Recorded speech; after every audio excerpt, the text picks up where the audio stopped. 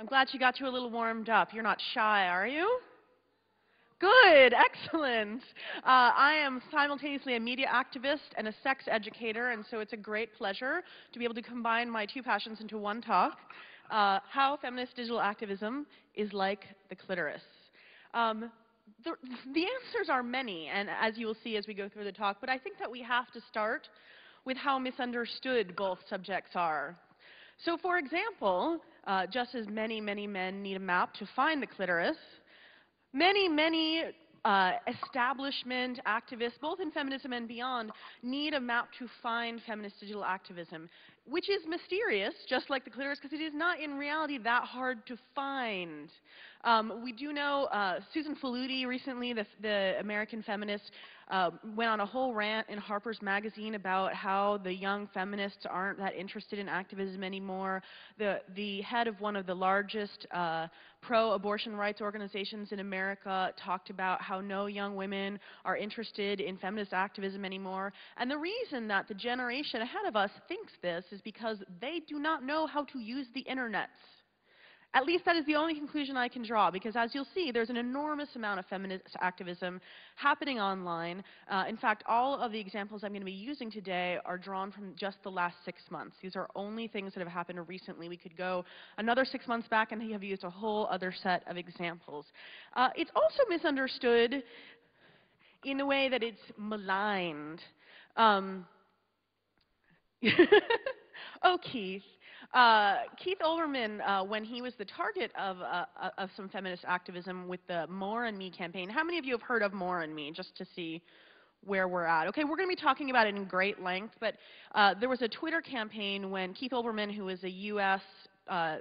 left-wing talk show host, had on Michael Moore, the filmmaker, talking about the sexual assault allegations against Julian Assange, the WikiLeaks founder.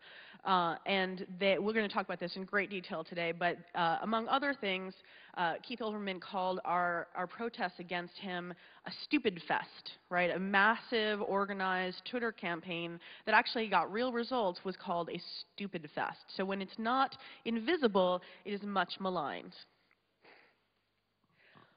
When it's not invisible or maligned, a lot of people tend to think of the clitoris and of feminist digital activism like a button, right? You press it and get a result. But it's not a button. It's not a vending machine. It doesn't work like that. In reality, you have to actually work hard to do feminist digital activism. One of my favorite, by which I mean least favorite, examples of this, if I can make the slide go, come on, is this Facebook breast cancer awareness campaign. I don't know if it has made it to Germany, but it's sort of all the rage in the US.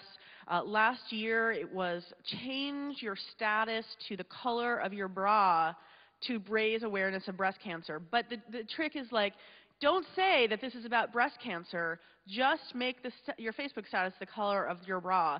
Then new iterations came, like, where I like to hang my purse in X place, but don't talk about breast cancer. Just it's like this trendy thing without any content, right?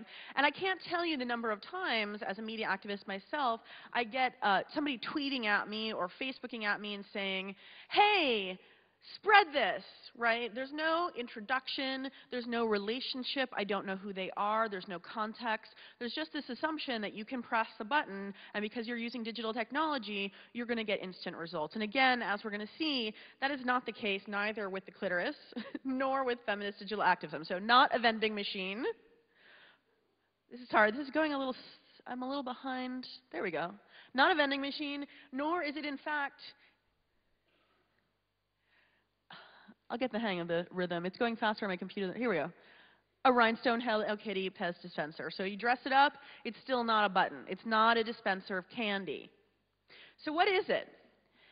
The thing about the clitoris and feminist digital activism is that the part that you see and the part that most people talk about, that is only a tiny part of a much deeper rooted system. So this is a diagram of the clitoris. You'll notice that the glans, which is the part that we think of as the clitoris, is a tiny, tiny fraction of what's actually happening in what we consider the clitoris. All of this except for the urethra there, though that's part of the clitoris, right? And similarly, feminist digital activism has deep roots and reaches far beyond sort of the flashy parts that you see. So we're going to talk about More and Me, which is the campaign I just referenced. And here's what happened. In December, Michael Moore, the filmmaker, went on a big, MSNBC talk show in the States with Keith Olbermann, who we just discussed, and called the sexual assault allegations against Assange that the charge was just that the condom broke during sex, which, of course, no, demonstrably not true. If you read the charges, they're about somebody being held down, somebody, being raped in their sleep. The charges are quite serious. The charges were called lies and smears and a bunch of hooey. So basically, he said, like, we don't need to listen to it. We don't need to take women's rape allegations seriously because we like WikiLeaks. This is all obviously a lie. Now, the reality of the matter is, when people in the media dismiss women's accounts of sexual assault, there are real results. There are social studies that follow this and show that when rape myths like, oh, she's obviously lying, or minimization of charges, things like are perpetuated here, the results are that women are less likely, women not related to the media or the particular story being discussed, less likely to report, right? The courts are less likely to take charges seriously because the courts run by people have heard these things. Men are less likely to take their behavior seriously. So there are real ramifications when people, especially big left-wing establishment people, get up and say things that are quite damaging to women. So that happened, and then More and Me happened. More and Me was a Twitter campaign, a hashtag campaign, led by Sadie Doyle. We're going to get into the ins and outs of it in a little bit. And what happened is she sort of staged a campaign tweeting at Michael Moore to apologize and rescind his statements, and many, many thousands of people of all genders joined in. And then at the end, a week later,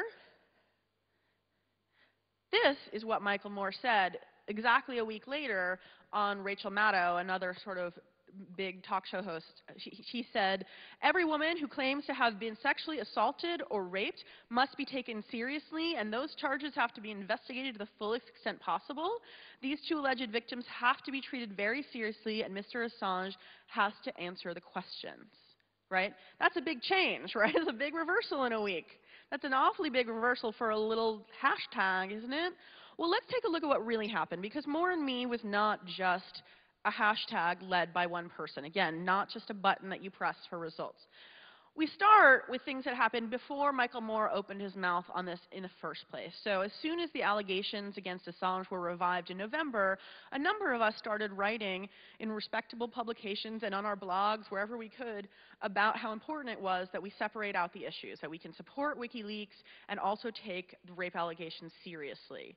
I published something in the American Prospect.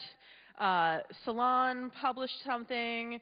We also saw things on some of the bigger left-wing and feminist blogs. Come on.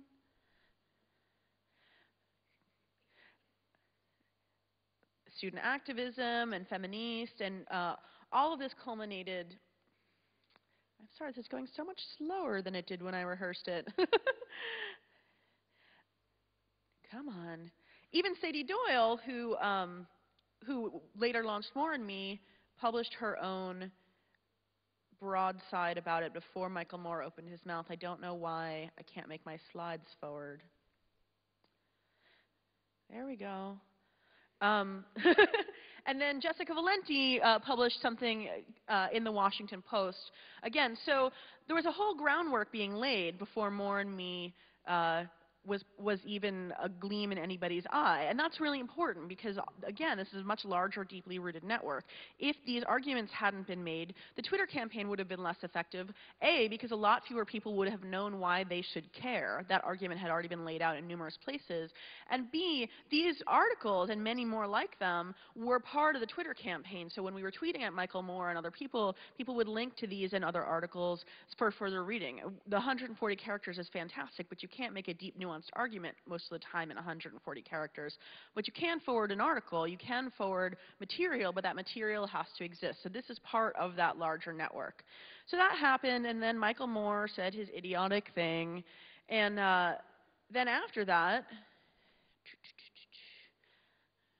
Come on.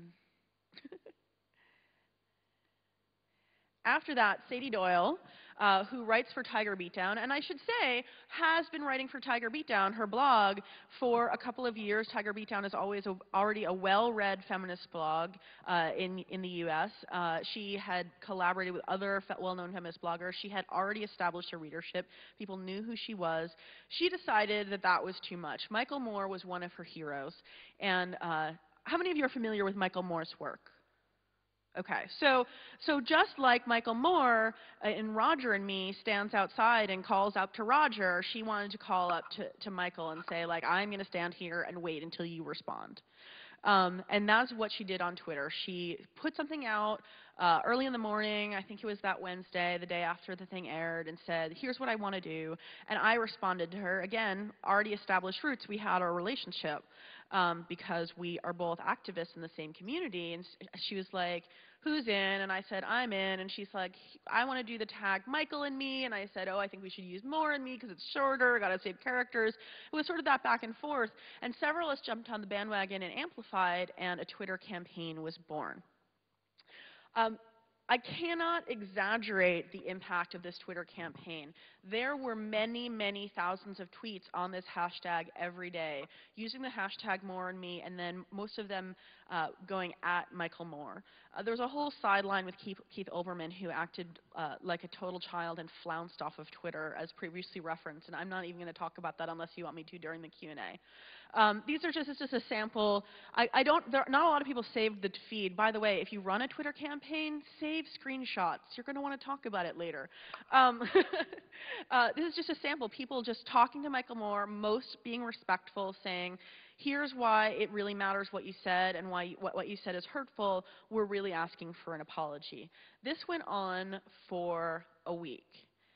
Thousands and thousands of tweets a day. Of course, trolls jumped in, and there were arguments. Some people went too far. It was a public conversation, but it was a massive protest led by Sadie, and Sadie was on it morning, noon, and night. Of course, she wasn't alone. Not only were there all of those people, hundreds and hundreds of people from all around the world. Literally, as Sadie would go to bed, folks in Australia would be taking over so that it was constantly going around the clock. But the signal amplification from existing outlets was very important. So the feminist blog Jezebel, which is a huge readership, picked it up. The New York Times picked it up. Slate magazine picked it up.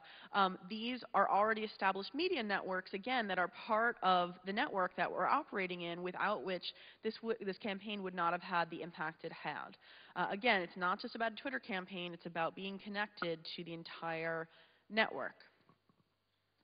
So, there were also a bunch of things happening that you couldn't see at all. What many of you probably are familiar with the term back channel, or whatever it is in German. This is just a joke. So there are back channel things happening also, right? So Sadie is getting emotional and strategic support from people she knows, including me, and emails back and forth. One of her bloggers decides to take over the comment moderation. On the fly, we had to decide what policies were about people who are using the thread, who were saying hateful things or advocating violence, or, you know, the kind of fringy people that will come along anytime you have an action. So there are all these things happening literally behind the scenes informally that aren't documented at all, and those are all also part of the system, and you have to have those networks and relationships to make a thing like this work. If Sadie was literally in this all by herself, it would have been untenable. It practically was. And yet even more things happened. So partially inspired by the action on #MooreAndMe, a bunch of women in Sweden got together and launched their own hashtag campaign, which I'm going to butcher. It was called prataomdet, I think, which translates in English to talk about it. And the idea of the talk about it hashtag was to get people talking about times where sexual consent wasn't given and people don't treat it like rape, and sort of all those complicated issues around consent and sexual consent that we don't talk about. And this, again, became its own phenomenon, huge in Sweden, picked up by the BBC, and really sparked a national conversation in Sweden about what sexual consent means, all on Twitter and partially inspired by #MooreAndMe. Also, as part of this, because I had written that piece and because of my involvement in More and Me, I wound up going on Democracy Now! To debate Naomi Wolf. Now, those of you who have heard of Naomi Wolf may know that she's noted as a big-time American feminist, but Naomi Wolf's position in this case was to really back up Assange at all costs, right? And so she had written several pieces repeating that sort of, oh, it was just a broken condom trope, saying that, like, the women had regrets after, perpetuating all these rape myths. Many of us were really horrified who had looked up to Naomi Wolf as children. And so when I was asked to go and talk to her about this on Democracy Now!, I said yes, because I had a lot of things I wanted to say to her. So I went on Naomi Wolf, Democracy Now!, and talked to Naomi Wolf, and she actually alleged that the allegations as described didn't even constitute rape, which is pretty outrageous.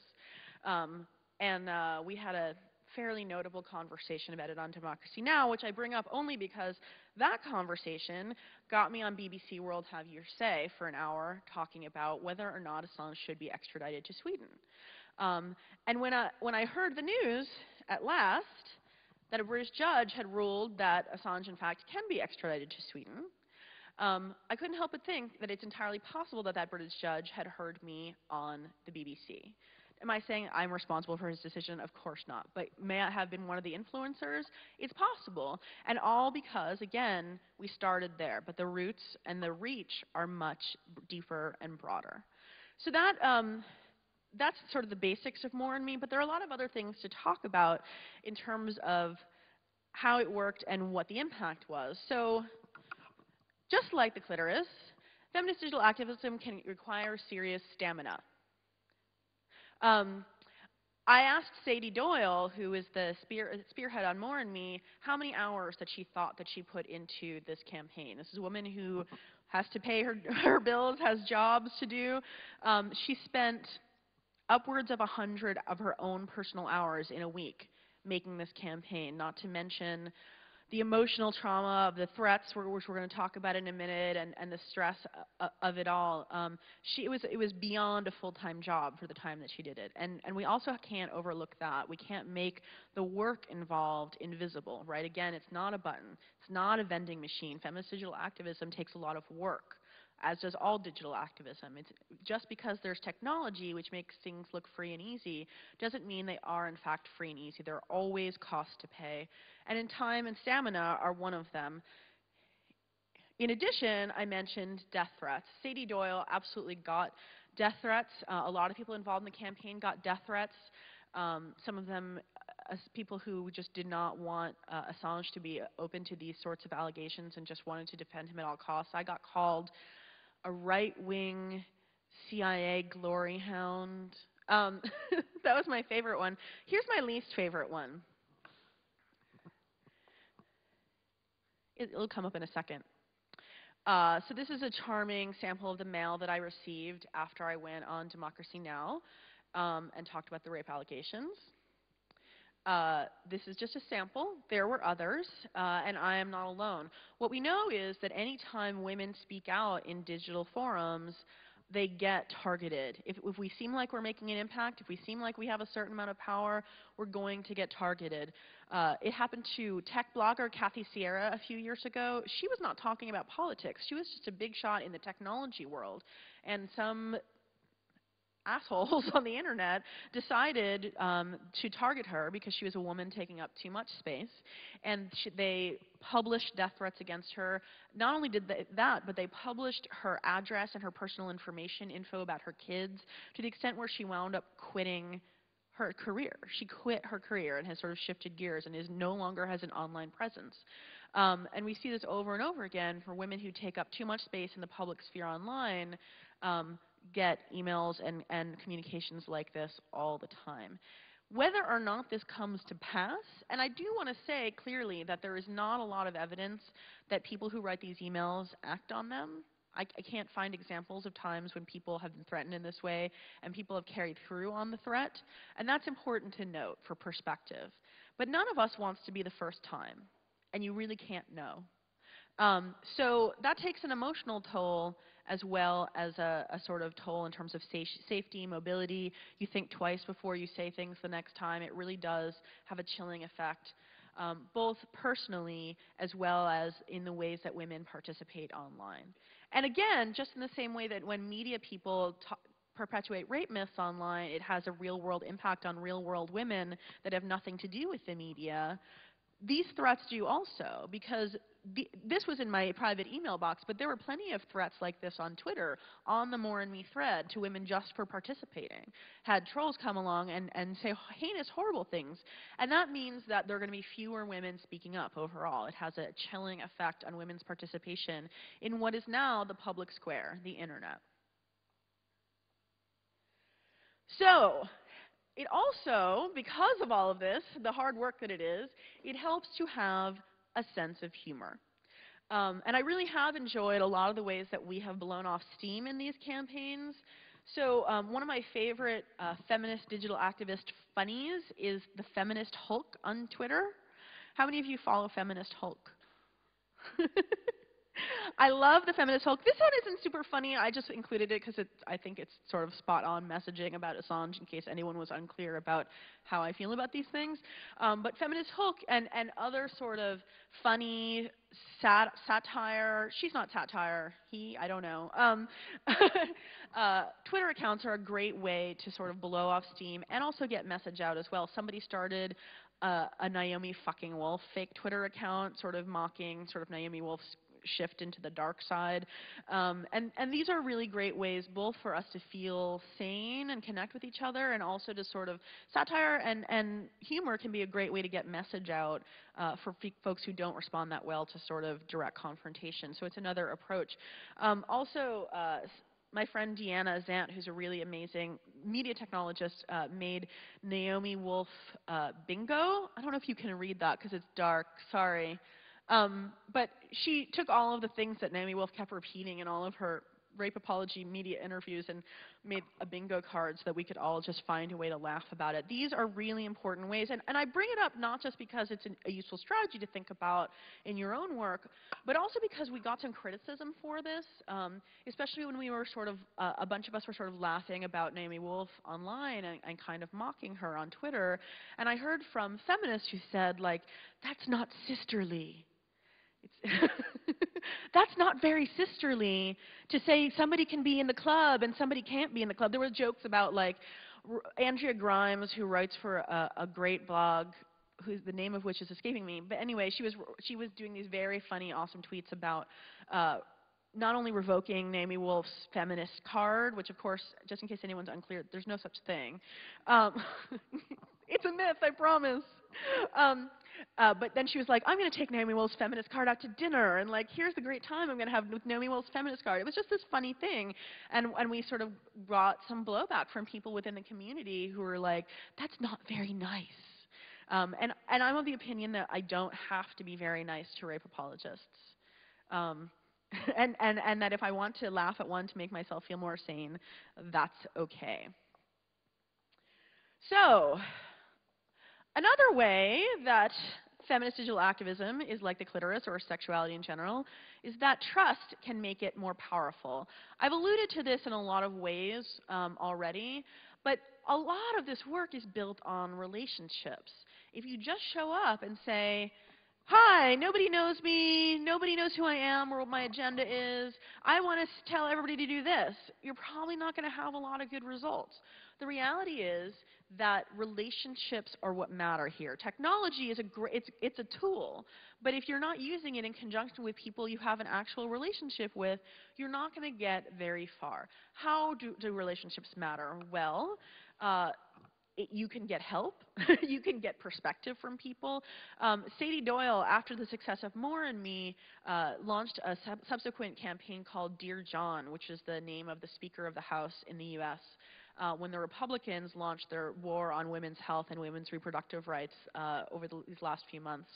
And it came about because there was a bill to redefine rape. It had to be like violent rape in order to count. Oh, United States. She learned a lot from Dear John, from More and Me, where she sort of developed a lot of things ad hoc, and what she did when she was launching Dear John is she started an email chain with a bunch of other activists that we all know each other. And when I say we know each other, I should point out that many of these people I know online. I've not met them in person. But the relationships are no less real. In fact, there's this recent study out that proved that digital social networking, digital connections, can release oxytocin, which is sort of the bonding hormone in your brain, right? So those are real relationships, and a lot of times we hear that this isn't real, right? Like, oh, I don't really know that person, I just know them on the internet. But those are real relationships, and these are people who really have my back in the work I'm really doing, and vice versa. And we did that in Dear John. There was a round robin of emails. We talked about strategies. We talked about who would take shifts reading the comments and moderating. We really put together a big strategy just totally on the fly because I know these people, I know their work, they know me, and we all trust each other. And so when Sadie said, let's jump into it and do this, we all said, how high, right? But that doesn't come without building relationships. And those relationships also come from those funny conversations and from talking about our days and snarking about things and commenting about each other's lunch on Facebook. All these things that are much maligned as sort of the frivolousness of social media are actually about building relationships that feel solid and real and trustworthy when things go down and we need to work together. The organization that I founded, Women Action in the Media, that's one of our goals, is to create a growing network of women who are working for gender justice in media. And one of the ways that we do this is digital activism, and by which I mean we have a really active listserv. Now when I talk about this, I always feel like it's sort of disappointing in that, like, ooh, a listserv, that's so cutting edge. But the reality is, this is a daily conversation between journalists and media makers and activists who use media and media activists, where we challenge each other's thinking, we help each other get jobs, we, support each other and make jokes and tell each other we're not crazy, we congratulate each other on successes, and it becomes it's a real community. This conversation has been going on for 6 years. And one of the ways that community works, because we know and trust each other, is by saying, like, hey, this whammer has this campaign going, can we all get behind it? Or, hey, I have a post up at on Fox News. This happened recently. I have a post up on Fox News, and I'm getting all these comments, and I'd love for there to be some positive comments over there. And we all go over there because we're a community, a real community that happens online, and we have each other's backs. Those relationships are the foundation of any activism, and you ignore them at your peril. Of course, the clitoris, just like feminist digital activism, is part of a larger system. And we also ignore that at our peril. When we only use digital activism to get our work done, we're cutting off a lot of tools. Again, cutting edge is not always the answer. It can be part of a larger system. I'm going to shift gears here and talk about a different campaign. Again, all of these are recent. Most of them are from the States because that's where I do my work. So there are a series of billboards going up. This one went up in Georgia in the fall, basically telling black women who have abortions that they're committing genocide against their people. They are, by the way, funded by the same people who did the anti-gay marriage initiative in the U.S., so those networks run deep and are all connected on the other side as well. So this is one that went up in Georgia. There's also one, this next one went up in Soho in New York. The woman whose kid this is freaked out because she had no idea what the picture was for, that her kid was being used in this way. This one just went up in Chicago. It says, every 21 minutes, our next possible leader is aborted. And it has a picture of Obama on it. This one is up right now all over Chicago. So how do we respond? Well, a bunch of organizations have got together and created a campaign called Trust Black Women. And the whole idea is that instead of telling black women what their decisions mean and what's best for the black community, we should trust black women to make that decision for themselves. Trust Black Women has a great online presence, but that's not all they're doing. So you can see on this next slide, if it comes up, you can see the partnering organizations And again, there's that trust. These are not organizations that just met each other. They didn't just call each other up, cold call, and say, hey, do you want to work together? These are people who have a network and relationships that have been working together ongoing. And these are the multiple strategies they're using. They are using social media to great effect to do this, but it's not the only thing they're doing. Here's their What You Can Do page about how people can get involved, and you'll notice that Facebook and Twitter are only a small part of the campaign. And that said, that's how I found out about it, because Twitter they're using a hashtag campaign on Twitter again called Trust Black Women, and women are speaking out about Black women are saying, like, here are the choices I made, and here are why they worked for me, and it's a wide variety of voices, and it brought my attention to the larger campaign. So seeing the clitoris just as itself was probably going to mean you have really boring sex, right? And seeing digital media as the only way to do activism is also limiting yourself in a similar way. Also on this same campaign, I also want to point out that sometimes it pays to get technical. There we go. So Anne Elizabeth Moore, who's a really great activist from Chicago, where the latest set of billboards, the Obama ones, have gone up. You can giggle, it's okay. Sense of humor, remember? She discovered, she actually knows because a lot of her work is about the commercialization of public space, that these billboards are hung illegally, not because of their message, but because they didn't, the way they got hung required a permit, and she found out that they did not get a permit. And so she is now launched a campaign to insist that the aldermen take down the damn billboards because they didn't get permitted. And that's okay. That's a totally legit strategy. She is, by the way, using an online platform to do that, a Care2's petition platform, which is a really great, easy petition platform, great for circulation, and it's really okay to do that. Getting change made on a technicality is better than not getting it made at all. Of course, the clitoris is not just part of the reproductive system, it's part of many larger systems. So it's part of the nervous system, right?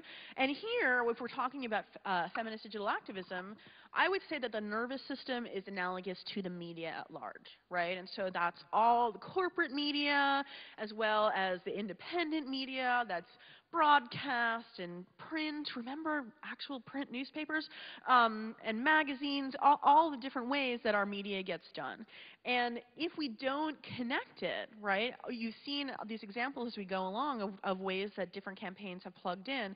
If we're not connected to the rest of those media outlets, we're going to have less impact. Similarly, that means we have to be interested in what's happening with those other outlets, right?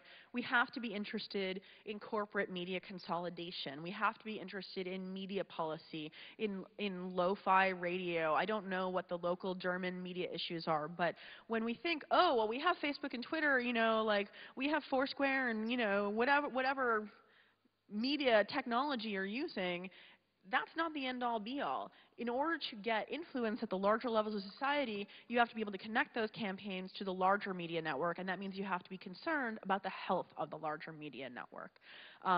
Just the same way that if a body's not healthy, you're probably not going to be too much in the mood for sex. So if the nervous system is the media, I would also say that the muscular system, to which the clitoris is also attached, is democracy, right? And as we were talking about, a lot of talk about Egypt and the Middle East, right? You can have all the media technology you want. If you don't have democracy, it's going to get pretty ugly. So again, you have to be concerned not only with the health of the digital media, but also the health of the democracy. And it works both ways, right? Like, sex is good for you. But also, if you're not healthy, you're going to be less in the mood. And there's a similar multi-directional feedback loop with the rest of the body politic as well. So let's talk about Egypt. You've heard a lot this week already about the role of social media in revolution, in the recent revolutions. It's been used specifically as feminist activism among the women of Egypt as well. A great woman launched a photo collage on Facebook, a photo album of women participating in the protests and women leading the protests, because this story was not getting told by the mainstream media. Again, we have to be concerned about that mainstream media for this exact reason. So here are some of the photos really fantastic photos that were collected to show that women were taking the lead and women were at the forefront of Egypt's revolution.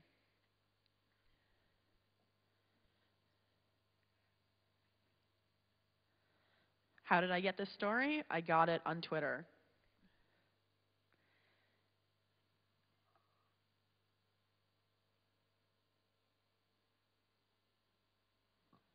Similarly, they're great, there are also great women activists who have been tweeting that I've been following to get the news out of Egypt about what's happening. Here's just one of the women who I found really indispensable to follow. But the reality is that it's not ultimately a panacea, because just a couple of weeks ago on International Women's Day, what do we know happened in Egypt? A march of women were beaten and abused by mobs of men, and women are being shut out of the democratic process, the formation of the new government right now. So we can feel great about all that digital media activism, but again, if the larger democracy is not healthy, women are not getting where we need to be. It is not an end-all, be-all. Another thing to think about when we're talking about feminist digital activism, as well as orgasms, is that quality can be more important than quantity, right? At least there are some people laughing over here. This room is a little, you're not sure what to make of me, are you? Bear's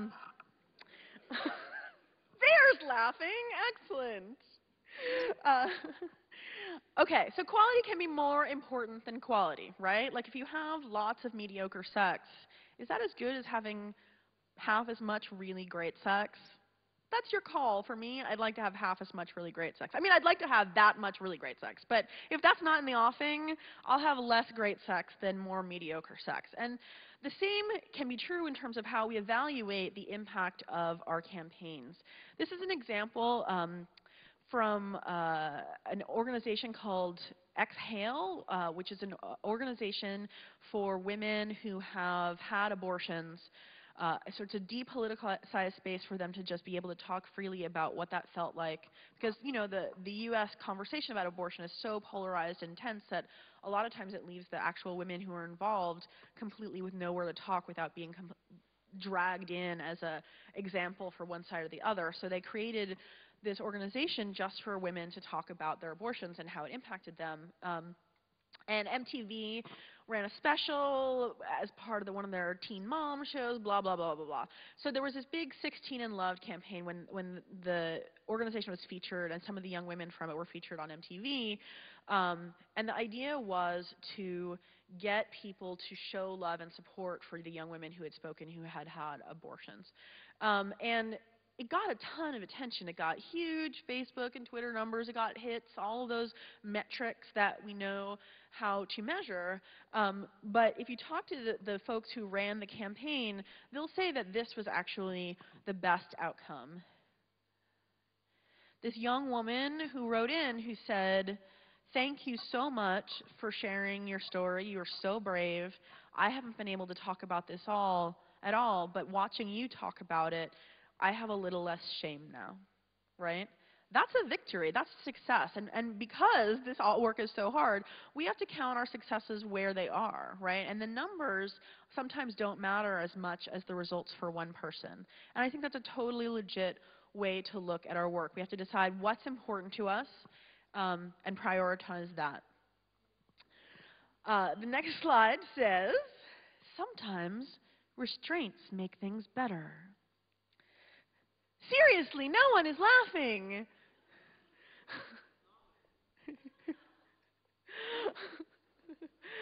Oh my gosh. Okay. What do I mean by this? Well, besides the obvious, one of the things 16 and Loved did to get a successful campaign is they had very specific and restrained guidelines about how to participate. This was not a free-for-all. We oftentimes think open is the best, right? The more open the platform, the better the platform. But if you're trying to get a result like the one we saw, that's not always the case. So they put down very specific guidelines. Here's how we want you to participate. We want only statements of support. We don't want political statements from either side, and it was heavily moderated to that. And they only got, because it was so heavily structured from the beginning, they only got 3 or 5 messages out of the many hundreds they received that they even had to turn down. So sometimes it's okay to say, we're limiting how you can participate, right? This is for a specific purpose. Again, if you know what's important to you, then you know what the restraints are that are important to you as well. Another thing that's important to keep in mind with the clitoris, as well as feminist digital activism, is to try a proactive approach to satisfaction. Thank you! Finally, I got you warmed up.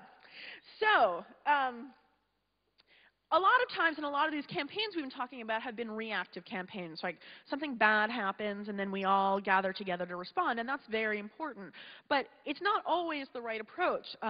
For example, my organization, Women Action in the Media, when we read the study that came out a few months ago now that said that only 13% of the authors on Wikipedia are women, did we go protest the Wikipedia offices? No, we didn't. What we did instead was we put together a webinar to teach women how to use Wikipedia and why they should care about it. What happened with this? Well, the word spread. It was like lightning. Women are dying to find out this information. And then Wikimedia, the folks who run Wikipedia, got in touch with us and said, we're really excited about this. Can we sit in? And now we're in conversations about them about how to put together a whole series of these so that we can have a whole campaign training women to participate. Sometimes the best approach to change is to try and create positive change instead of protesting a negative one. This is the last specific example we're going to look at. We'll be taking questions very soon. And this is actually happening right now. This is a campaign that started last week, and I couldn't resist talking about it. Build intensity. So this is a Twitter conversation called Things Fat People Are Told. It was inspired by a response somebody had to being harassed for being fat, and as a response, somebody started the hashtag Things Fat People Are Told, and it's become a really personal place for people to tell their stories about what it's like to be fat and the shame and sort of censure that comes along with that in American culture and cultures elsewhere as well. Here's just a sample that I stole from the feed. And what's amazing about this is people are telling incredibly personal stories in 140-character vignettes. And I think here the intensity that's building comes from the power of story after story, right? People aren't making gigantic political arguments. No one is proposing policy changes. People are simply using Twitter to tell their stories. This is a lot like the Swedish Talk About It campaign. They're telling their stories over and over again, and the collective impact, what Twitter is great about creating a collective impact, right, because it's so easy for everyone to participate in one stream because of the hashtag, and it's because the access to entry, the barriers for entry are so low that you can create. There have been thousands of these posted in the last week, and if you read them, it's really emotional, and it really gives you an amazing overview of what's going on in terms of fat oppression and fat politics right now in ways that if one person had just tweeted it without the hashtag, it would never have happened. And I think the power of our storytelling through social media is something that we should always put front and center. Social media makes it possible not only to tell our stories, but to tell our stories together in a way that collectively creates an intensity and a pressure for change that telling a story over here and then telling a story over here and sort of that disparate telling of stories takes a lot longer to get to. I'm going to leave you with a basic last thought, and then we're going to take questions for a little while, which is that the whole woman matters. What do I mean by this? Well, that storytelling sort of segues into this, right? That if you are mostly focused sexually on the clitoris and that's all you care about, you don't care about if your date's having a good time or you know, maybe other things that she might like or any of those things, you know, again, you're probably not going to be a great lover. And if you are only focused on launching a Twitter campaign or how can I use Facebook to do X, you're missing the bigger picture. We have to take a look at our digital activism. It's incredibly powerful, just as the clitoris is an incredibly important organ in the body. In fact, it is the only organ in anybody's body dedicated solely to pleasure. and it has more nerve endings than the head of the penis. It is a really awesome, intense place to be. But if we only focus on that, we lose the bigger picture. Similarly, we have to keep paying attention to the big picture in our activism. What are we trying to achieve? How do we think we can get there? What tools are appropriate? Don't let the tools drive your activism. Use your activism to decide which tools you're going to engage in what ways. And then also, we need to stay in touch with the fact that all of this work is done by people. And that's the other level at which this operates, right? The technology isn't going to do anything for you by itself. And behind every tweet, behind every post, behind every text message is a person. And ultimately, what we're trying to do is create a world in which all of us have better lives, have freer lives, have the ability to live our lives the way that we want to, and to connect with other people the way we want to. And that's the whole point of all of this as well. All right. This is just how to reach me if you want to, and let's take questions. Thank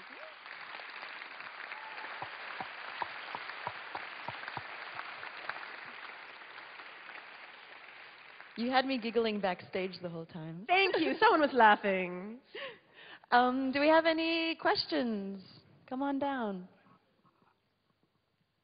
You can shout. I've stunned you into silence with my awesomeness.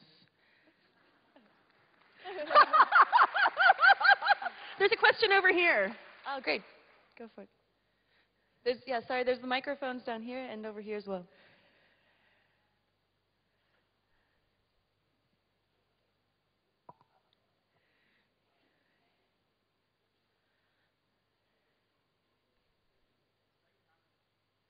It should be on. Go ahead.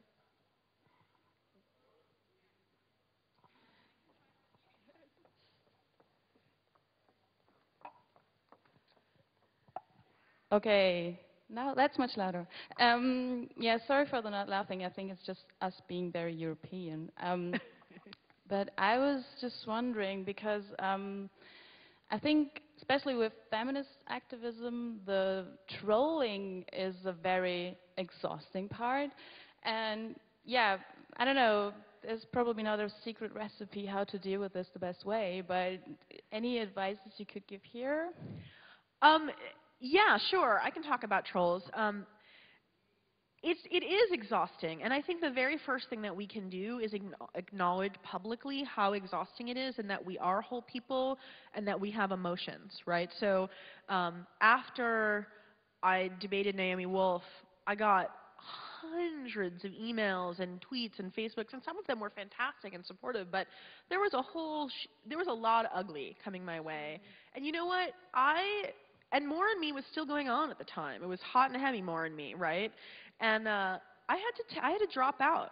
I basically dropped out. I was like, I can't talk to anyone. I can't deal with anyone. I'm a sexual assault survivor. I'm feeling incredibly triggered. And somebody online on Twitter, I was still after the debate, I kept posting, but I was really wigged out. And I think I said something about feeling really triggered. And this is a lesson, actually. I meant to direct message someone privately on Twitter, but I accidentally posted it publicly. And it was the best thing I could have done, because people, about how triggered I was feeling and how weird I felt, and people just kept sending support. And somebody said to me, like, if you're triggered, you can stop. Like, you did your part. Let somebody else pick it up right now. You know what I mean? And that's I think the best advice I have about when it gets to feel too much or when it's too hard is to honor that. Take a break, take a deep breath, take a nap, do whatever you need. Talk to your friends. Those relationships really matter. Talk to the people who you are connected with and have trust with. And recharge, but don't go away permanently, because that's what they want, right? What they're trying to do is shut us down. And so taking care of yourself in the short term makes it much easier to keep going in the long term. Knowing you can take a step back and take a breath means that you can also take a step forward again. That's the best advice I have. Also, like, sometimes take legal action, or at least take documentation, you know, like, tell people. don't suffer in silence in that respect either, because we need to be able to see patterns, and if the same person is doing this, or there's a pattern of what's happening to all of us, and we think it's all an individual problem, it's a lot easier to deal with if we can see what the patterns are and we can strategize together. Thanks. Any more questions? Ihr könnt auch gerne die Fragen auf Deutsch stellen und ich übersetze es. Okay, there's a question. Hi, I hope it's not a big trap. I'm just stepping in, but we have, like, the whole topic is here at the Republica this year, and we just had the discussion outside because people are thinking, or at least talking about, there's a Wikipedia roundtable and there aren't any girls, so we'll just, you know, open up a female Wikipedia roundtable. And the question I'm asking myself is that the right way? I mean, it's there, you can go there, why just separate yourself? I think, does this whole thing make it worse? I mean, you have a lot of experience with that. Is it the right way to separate do a separate yourself? Space? Yeah.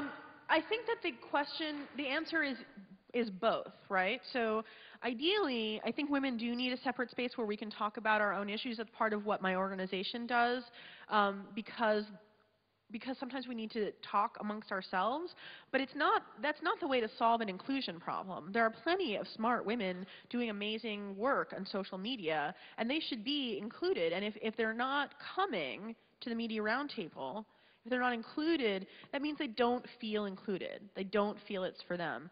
The thing about inclusion and the thing about diversity in general is it's not enough if you're in the majority in whatever community we're talking about bringing diversity into. So if you're a guy worried about women's inclusion, or if you're white talking about people of color, it's not enough to say, well, they can come if they want to, right? Because if this is a historically male-dominated space, women may feel weird or reluctant to come take up that space. They may fear, I mean, you're hearing about all of the stuff we get when we do step up and participate. So what women need are invitations, right? You need to reach out to individual women and say, hey, we want you at this media roundtable. It's important for us to come to this media roundtable. Can you make sure to be there? You need to do outreach. You need to figure out, if that's not enough, ask some women, why aren't they coming? Ask some women you would have thought would show up and say, how come you didn't come? And then ask another and another until you see what the patterns are. You have to, it's great that you're concerned, right? I love that you asked the question. But the answer isn't just like, they could come and they don't. Because that's what happened with Wikipedia, right? That's true of Wikipedia. Only 13% of authors on Wikipedia are women. Could women write Wikipedia at any time? Sure, but there's a whole history there, right? Men dominate technology. Women are taught that we're not experts. We're not taken seriously as experts. How do we learn that? From the media, who doesn't feature us as experts. So there's whole social patterns you're dealing in. It's not your fault personally, but to overcome it, you have to do a little bit more work than just open the space. Does that help? Okay. Thank you.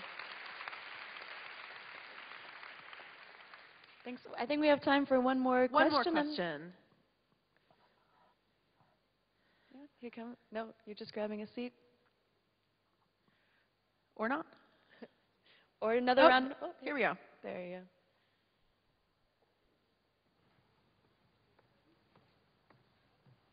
Hi. One blog post that I've read of you was about dating as a feminist or something. It was at some point last year somebody sent that to me. And so after hearing you speak about all this continuous media flood that you're exposing yourself to, I was wondering how antagonizing this entire thing is in your personal life. I mean, if you're dealing with this adversity every day, how does that affect you personally on well, potentially the dating level or... Yeah. Just so you know, he's referring to an interview with me. I've spoken about my dating life publicly, so this is not out of bounds. I did an interview about how doing what I do impacts my dating life. It's hard. When the whole More and Me Assange campaign was going down, the Democracy Now! Thing, I was just starting to date this guy who I really kind of liked. I thought it was going really well, and then we got in this huge argument about it, and then it kind of fizzled. Sometimes I wish I was a carpenter. Ultimately, this is who I am and what I do, and if somebody can't step to that, then it's not going to happen, but it is hard, and sometimes I wish I could wait longer for people to know, like they could get to know me and that I'm a regular person, I'm fun, I'm not serious all the time. But, you know, my book has the word rape in the title, right? So, you know, you're on a first date and they're like, what do you do? And this comes up. So, yeah, it's hard. I think a lot of people, I hear the word intimidated a lot, which makes me sad. I don't think of myself as very intimidating in that I'm pretty open, I'm nice, I try to get, you know, like, I'm a fun person, I swear. But it's really hard. But ultimately, I'd rather be me and find somebody who can deal with that. I'm way too old to start changing myself for somebody else. You're here. Thank you very much, Jaclyn.